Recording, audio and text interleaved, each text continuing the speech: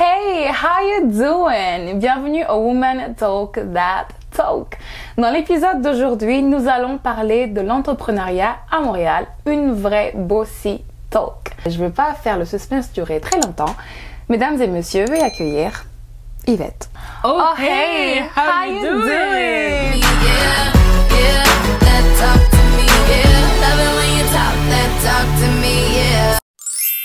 Bienvenue Yvette au Women Talk That Talk. Merci de me recevoir. Comment ça va? Ça va bien. Yvette, oui. Est-ce que ça te dirait de te présenter un petit peu? Ben oui, avec plaisir.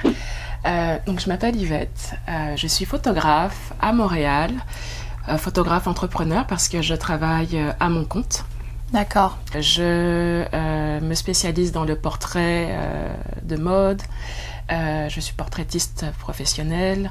Je fais également des photos commerciales. C'est comme ça qu'on s'est connus en fait, avec la photo. Je l'ai contacté, on a fait un petit shoot et nous voici sur mon lit en train d'avoir une bossy talk. Je vais te demander une autre question parce que c'est ça le but. Hein. Ça fait combien de temps que tu es à Montréal? Ça fait 9 ans et demi. T'es française, hein? Moi, je suis française. Je viens de France. T'es arrivée en PVT, hein? Je suis arrivée en PVT. Nice. Quand t'es arrivée, t'avais déjà un travail...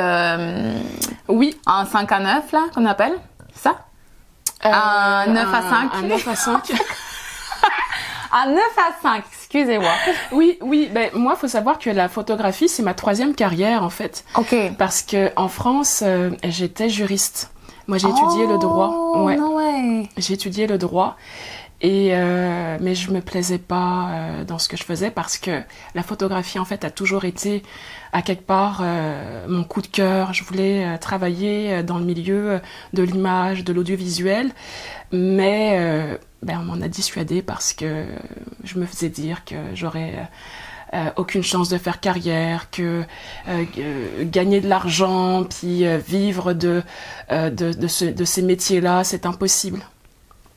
Alors finalement, je me suis dirigée vers une carrière plus sûre. Et puis finalement, arrivée ici à Montréal, je me suis dit que j'aurais la possibilité de recommencer quelque chose. Et ça a été possible en fait. Donc dans un premier temps, j'ai trouvé un emploi dans un cabinet de relations publiques. D'accord. Et je savais quelque part au fond de moi que j'étais une personne de communication, qui aime les communications. Et j'ai voulu apprendre le métier de relationniste de presse. Là, j'ai appris le métier, puis j'ai monté les échelons. Ouais. Combien de temps t'es restée? Je suis restée 7 ans. La photographie est arrivée... tout doucement, je me suis d'abord acheté un premier appareil photo il y a 8 ans. En fait, c'était un hobby. Je faisais beaucoup de photos, puis la photo, en fait, était tout le temps là, tout le temps présent. J'avais tout le temps une caméra avec moi, tout le temps l'appareil photo, tout le temps. Puis je prenais tout le monde un peu en photographie, puis je saisissais vraiment n'importe quelle opportunité pour faire des photos, mais vraiment juste par passion au départ. Il n'y avait pas du tout une intention, en fait, de gagner de l'argent nécessairement. C'était vraiment par pure passion. Mais cette passion, de plus en plus, est devenue en fait un travail. Parce que il y avait des besoins, les gens, je me faisais approcher pour faire des photos, pour des événements, pour des portraits. Et donc là, c'est ça comme cliquer dans ma tête en me disant, OK, regarde, il y a peut-être une place pour moi en fait.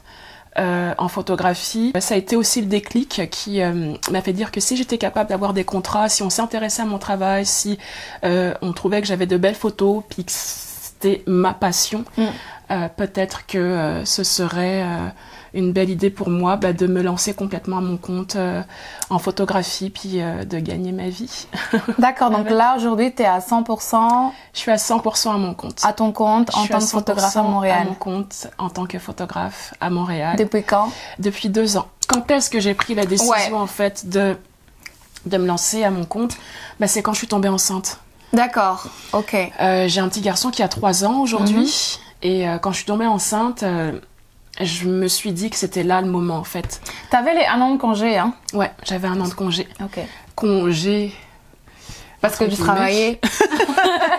C'est ça. Parce que le congé de maternité n'est pas un congé, un vrai congé. Right.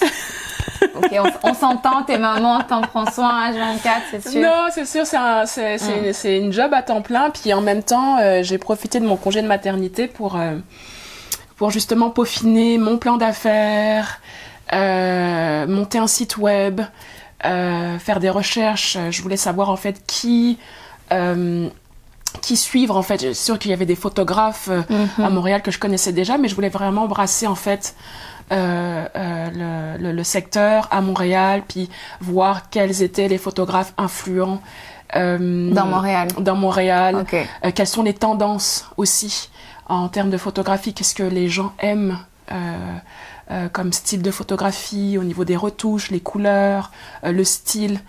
J'ai vraiment été chercher tout ça, creuser tout ça pour vraiment brasser en fait le visage de la photographie à Montréal le plus possible. Est-ce que tu as fait des formations pour la photo parce que c'était un hobby? Quand tu as voulu te mettre en tant que professionnel auto-entrepreneur, est-ce que tu as fait une formation? J'ai suivi quelques ateliers en photographie et j'ai la chance aussi d'avoir un frère dans ma famille qui est photographe professionnel, vidéaste aussi. En fait. Ici à Montréal? En France. En France, ok. Mais il m'a beaucoup aidé, il m'a partagé ses connaissances, il m'a partagé des tutoriels vidéo. Puis moi j'ai beaucoup lu, je suis quelqu'un qui est très curieuse de nature. Donc j'ai beaucoup pratiqué, j'ai beaucoup lu des vidéos, on en trouve aussi beaucoup sur YouTube. Alors c'est aussi un excellent moyen d'apprendre. Mais il faut chercher quand même. Faut chercher. Faut avoir la volonté de trouver aussi. Faut chercher, faut pratiquer énormément. Si une femme veut se lancer dans l'entrepreneuriat à Montréal, quel est le premier pas à faire lorsqu'on dit aujourd'hui? Par exemple, quand tu as eu ta grossesse, tu t'es dit maintenant je vais être auto-entrepreneur. Quelles ont été tes premières démarches en plus de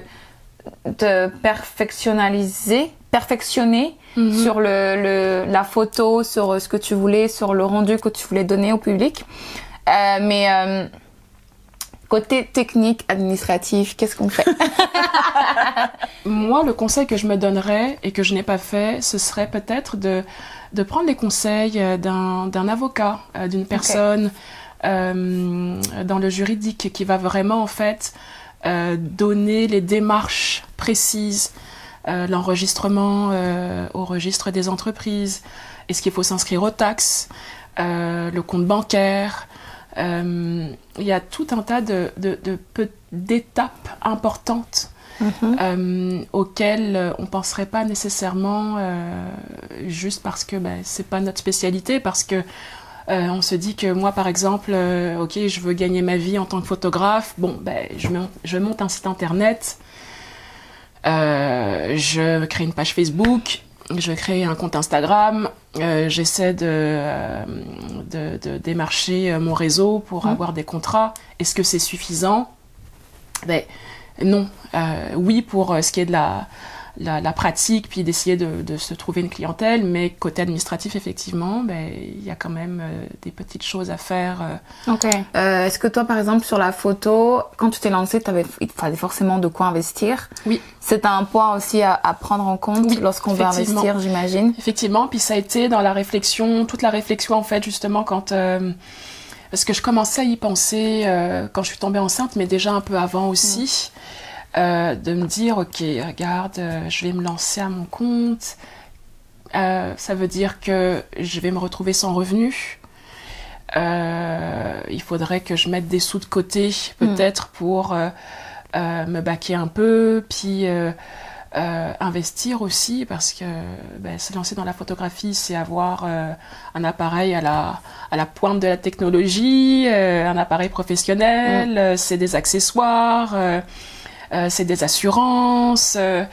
Et puis, oui, je pense que si l'idée c'est de se lancer complètement à son compte sans un travail à côté, il faut quand même avoir effectivement des fonds. Moi, ma chance, c'est que oui, j'ai mis des sous de côté, mais j'ai aussi un compagnon, un conjoint qui, lui, a un travail fixe. Au cas où. Donc, le au cas où, en fait, était vraiment... Ça veut dire que si tu serais seule, entre guillemets, je pense aux mères célibataires ou aux gens célibataires. Comment est-ce que tu te lancerais quand même? Tu croirais autant en ton projet? Je pense que je l'aurais fait différemment. je pense que j'aurais pas eu le choix d'avoir un travail à côté quand même. À côté quand même, alright. C'est sûr, parce que à moins d'emprunter des fonds à une banque, de l'argent, il faut quand même... Non, moi j'allais parler de la banque, so that's so connected. J'adore. Non, mais à moins d'emprunter des fonds à la banque, ça prend quand même. C'est sûr que ça prend une sécurité financière. Il y a des charges à payer. On a des factures. Moi, pour mon compte, je suis propriétaire, donc j'ai une hypothèque. Okay. Il y a quand même. Puis c'est ça qui est important aussi. Avant de commencer, c'est vraiment mettre par écrit en fait. Les dépenses. Ok. Il faut penser que chaque mois, il y a tant d'argent qui va sortir. À sortir pour le loyer, pour les factures, pour la nourriture, pour le petit, pour... faut penser à tout ça. C'est vrai qu'il y a un enfant en plus, ouais. Il y a un enfant, il faut vraiment penser à tout ça et de planifier. La planification est essentielle en fait. Moi, ça m'a pris, je te dirais, près d'1 an et demi avant de vraiment commencer à gagner de l'argent. J'imagine. Et à dire que je touche un salaire. Ça m'a pris quand même 1 an et demi. La première année, ça a vraiment été une année de planification, d'organisation. J'ai fait mon site web, j'ai refait mon portfolio complètement. Ton site web, t'as fait appel à un pro? Non, je l'ai fait moi-même. Ok. Montréal, c'est vraiment le réseau en fait. Moi, ce que je le savais déjà avant de me lancer à mon compte, je savais que le réseau est primordial, qu'il faut il faut avoir des connexions, il faut approcher des gens, il faut aller à la rencontre de personnes pour créer des liens, pour... Le réseautage est essentiel en fait. Si tu veux réussir, je pense, dans l'entrepreneuriat, si t'as pas de réseau... Ok, mais comment on fait? Genre, comment dire? Le réseautage pour les nuls. 1, 2, 3. Je trouve que c'est très pertinent et très important en fait de... se donner la chance de réseauter le plus souvent possible, même si on manque de temps. Moi, par exemple, je me fixe comme objectif de faire au moins une activité de réseautage par mois. D'accord. Moi, c'est ce que j'essaie aussi, mais là... Ouais. Mais ce qui est important, c'est pas de se lancer n'importe comment et de se dire, OK, 5 à 7, juin 5 à 7, puis j'y vais. Non, faut regarder en fait le thème de l'événement. Est-ce que ça fit oui, c'est ça. Faut vraiment regarder ça. Est-ce que ça fit avec ce que tu fais, avec les gens que tu veux rencontrer, les professionnels? Si on devrait définir le réseautage, ce serait de dire que c'est un groupe de personnes avec lesquelles on veut se connecter. Absolument. Pour nous aider dans notre cercle professionnel. Exactement. Est-ce que c'est exactement ça. Une espèce de définition qu'on vient d'inventer là. Non, mais c'est vrai. Ouais. Je m'organise. Moi, j'ai une organisation très, je dirais assez précise de ce que j'entrevois pour le mois, pour le trimestre, c'est vrai? Pour la saison, pour l'année. Oh my God. C'est vraiment important en fait. Aussi, je trouve dans je dirais la planification, les objectifs dans l'année, se fixer des objectifs globaux pour l'année en termes de revenus, en termes de qu'est-ce qu'on veut faire, où est-ce qu'on veut se rendre, de se dire ok, ce revenu-là, comment est-ce que je pourrais faire, quelles sont les actions que je pourrais effectuer pour y parvenir, pour l'atteindre. On est à son compte, donc c'est à moi en fait d'aller chercher les fonds, l'argent, de chercher les contrats. Donc c'est important de me dire ok, cette semaine qu'est-ce que j'ai fait, où est-ce que je me rends.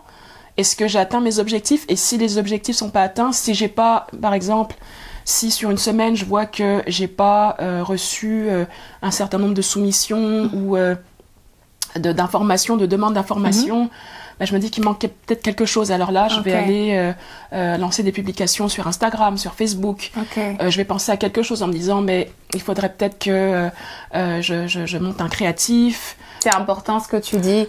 Moi, par exemple, je suis quelqu'un, je sais dans l'idée qu'il faut que je m'organise et tout ça, mais parfois la semaine, elle passe tellement vite que j'ai même pas le temps. Je suis là, oh merde, cette semaine, j'ai pas vraiment écrit ce que je voulais faire. Mais c'est super important parce que ça donne une vue, en fait, des objectifs à atteindre. Et quand tu as des objectifs, tu es beaucoup plus productive. Oui. C'est ça, ouais. Tu es vraiment plus productif, puis encore une fois, t'es à ton compte. Donc, je veux dire, c'est toi le chef d'orchestre, j'ai envie de dire, de ton business, de tes projets. Il y a personne t'as pas un patron qui va te dire aujourd'hui ça va être ceci, ça va être cela. C'est toi ton propre patron. Donc c'est à toi en fait de trouver le moyen en fait de t'assurer en fait que tu remplis tes objectifs pour pouvoir justement faire en sorte que ça marche. Comment réussir à croire en soi et en ses capacités au point de vouloir créer un business. Mais je pense que tu l'as expliqué dans l'ensemble. Mais par rapport à ton vécu, de ce que par rapport à mon vécu, ça m'a beaucoup aidé que mon conjoint soit avec moi. Ok. Qu'il me soutienne dans mes projets. C'est sûr que ça a été une discussion avant de me lancer. Je me suis pas dit du jour au lendemain, ok, je me lance à mon compte parce que j'avais un bon emploi. J'étais chargée de projet en relations publiques. J'avais aussi, je commençais à avoir des contrats aussi en photographie, mais je me suis pas dit du jour au lendemain, ok, la photo, ça a été réfléchi. Et de la part de tes proches, est-ce que tu avais tes potes, tes amis, tes cousins, de la part des proches, je te dirais que je pense que il y a toujours une crainte en fait de se dire mon enfant, ma sœur, elle veut se lancer complètement dans un univers qui se dit très difficile parce que il y a beaucoup de photographes. Et c'est vrai qu'il y a beaucoup de photographes. Le milieu est quand même... il n'est pas saturé parce que je pense qu'il y a quand même de la place pour tout le monde, mais il faut trouver sa place, il faut se frayer un chemin, il faut trouver sa niche, il faut avoir son réseau, puis c'est sûr que c'est très challengeant. Okay. La famille, je te dirais qu'il y avait quand même des craintes en général, mais j'ai quand même eu un support, puis ça m'aide aussi de savoir que on apprécie mon travail, que j'ai des beaux commentaires. Le soutien, ouais. Il faut aussi s'entourer, ne pas hésiter à demander de l'aide quand on a des questions, de pas hésiter à s'entourer. Les collaborations aussi, je trouve, les collaborations m'ont beaucoup aidée au début. J'ai fait des collaborations avec des blogueuses, j'ai fait des collaborations avec des marques pour me donner cette chance-là justement de montrer mon savoir-faire, de monter mon portfolio. Et ça m'a énormément aidée en fait. Donc ne pas hésiter à s'entourer, demander de l'aide. En parlant d'aide, il y a un groupe qui est super bien, c'est toi qui m'as introduit là-dessus. Oui. En plus, sur Montréal, c'est un groupe qui s'appelle Aide-moi. C'est le réseau des Afro-entrepreneurs. Voilà, le groupe s'appelle Réseau des Afro-entrepreneurs. Du Canada. Et girls, c'est vraiment super bien. Moi, il y a des jours où je suis perdue, là, je suis fatiguée, j'ai pas de motivation. Et je vois des filles, mais des choses, j'ai fait, waouh, c'est trop impressionnant, faut trop que je me remette en fait. Et c'est vraiment bien si vous avez l'occasion. Une excellente initiative de deux entrepreneurs, Adetola et Viviane. Moi, je veux juste rajouter un mot de fin, vous me connaissez, j'aime toujours mettre ma petite sauce. C'est que l'entrepreneuriat, c'est bien, mais tout le monde n'est pas forcément fait non plus pour être auto-entrepreneur. Donc ne sentez surtout pas la pression. Si vous le sentez pas, ne le faites pas. Gardez votre 9 à 5. C'est ça? 5. J'ai bien dit. et c'est très bien aussi, ok? Vous pouvez soutenir les gens qui sont entrepreneurs autour de vous. C'est très bien. Ça coûte rien en plus.